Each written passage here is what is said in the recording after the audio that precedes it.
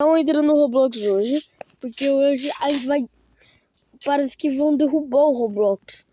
E ninguém pode entrar.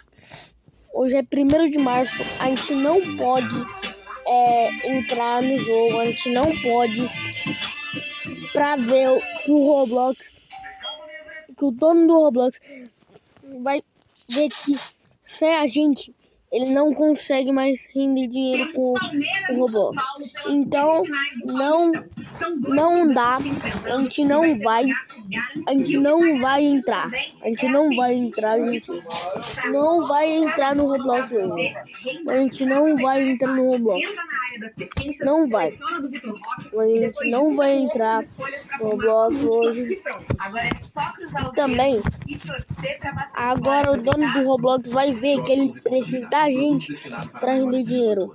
E também ele não escuta a gente, então quero que se lasque ele.